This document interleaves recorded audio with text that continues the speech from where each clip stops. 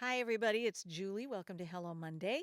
Today I'm going to be sharing some tips and ideas or methods for doing some hot foil stamping on your holiday cards. And I'm not focusing so much on the cards as I am the foiling techniques because everybody could use some tips for making it quicker and easier when they're mass producing, right? So I'm going to start out with some simple hot foil stamping. And I've grabbed the Jingle All the Way hot foil stamp because it's very large and it has a great presence on the front of your card. It doesn't get much easier than this. I love the scripty font work with this. I just think it's so pretty and classic looking. So I've used a piece of washi tape to create a hinge at the top of the hot foil stamp against some Neenah Solar White 80 pound. And then I cut my foil to the size of my hot foil stamp. It's a little bit larger, but you want to make sure that you've got it extending beyond your hot foil stamp so that you don't end up being short, right? And I've grabbed a couple of extra pieces of washi tape that I just neutralize against my wrist or my inner arm. This so that's not quite so tacky that I ruin the paper when I try to remove it later on. But I wanted to pull that foil so that it's nice and taut. I'm not trying to buckle the cardstock or stretch it or tear it, but I want it nice and taut against the surface. Now I also have my hot foil plate and I added an 80-pound Neenah Solar White shim to it with some washi tape. I'm going to preheat on the platform on a low setting, and then I've got 15 seconds on the timer. I'm going to take my sandwich and lay that down with the foil against the heating element, and then I flipped my shim over so that the paper shim, is actually against my project when I send it through the machine. So now that I've got that removed and I'm setting it aside on the mat to cool, I'm using those magnetic tweezers because it can be very hot. You don't want to burn your fingers. And then once it's cool enough to the touch, I can go ahead and remove that tape and lift off that hot foil stamp. I wanted to do the whole reveal, right? Because it's kind of magical. And it's fun to see the end result. I had a tiny bit of overfoiling. It's okay. I just grabbed my sand eraser and I was able to erase that away very easily. You can also try using one of those white pencil erasers and just use a soft brush to flick away any of the fines, that you've sanded away. And you want to use a gentle hand. You don't want to mar the surface of the paper.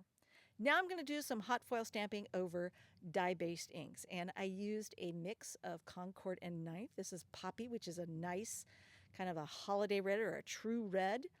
And then I also used some Peppermint Scrub by Catherine Pooler.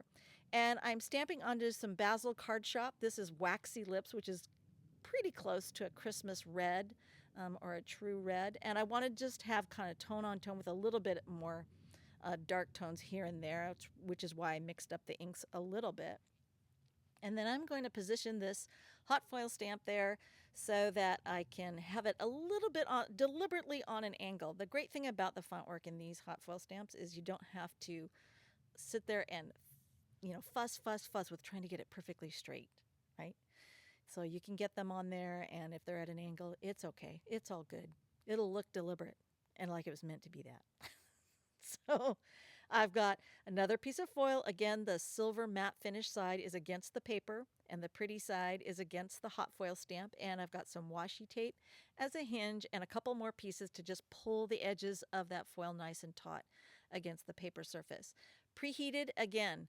Low temperature. I've got 15 seconds. I always start with that as my base, and then if I need to increase the heat, I can.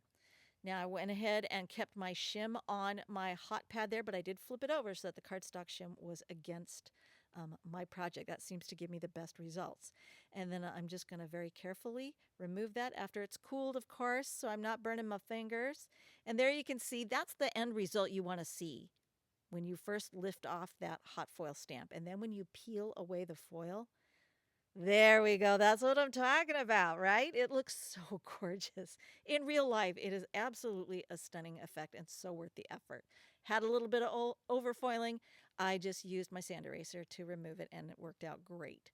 So now I've got the Believe stamp. I'm going to do some hot foil stamping over something that's been previously foiled. So once again, I've got a larger word that I'm working with and I'm using the same methods that I used before. I kept my shim on that hot foil plate and flipped it over so it was against my project, and now everything's cool and I'm going to go ahead. I sped things up because it's very repetitive what you're seeing me do.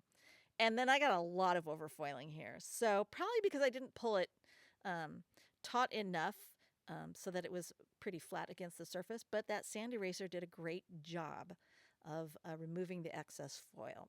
So now that that's been foiled, I'm going to take this and put it face down against the Tiny Stars hot foil plate, which is huge, right? It's going to cover the entire card front. And then again, I'm using a piece of washi tape along the edge there to create my hinge, because there isn't much to grab onto when you're dealing with a quarter sheet and a large size hot foil stamp like that. So I've taken my silver foil this time, and again, the matte side is against the paper and the pretty side is facing me. I'm going to trim off that excess because I don't want to waste it. I'll have some other project I can use it on. And then I'm going to carefully lower my die using that hinge to keep everything in place. And then I removed the shim from my hot plate because I find that I don't need it for this particular size and design because of the random stars that are all over it. So I took off the shim, went shimless, but the same amount of time on the timer and the same temperature, low, 15 seconds. Then I went ahead and removed that when it was cool. I peeled that off. Now you can see because of where the tape created more pressure, I got some overfoiling there. Now if you're going to keep it whole, you want to sand that off, but I was trimming mine down so I didn't worry about it.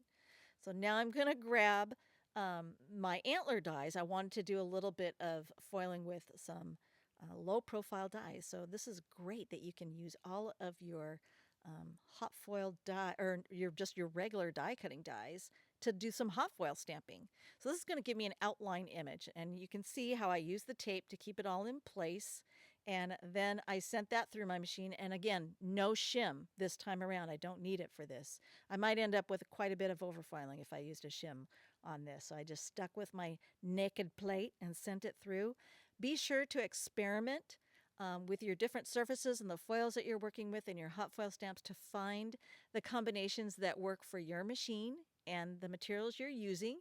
Make notes and have fun foiling your holiday cards. I thought these turned out so gorgeous. I love that they were so simple and quick to do.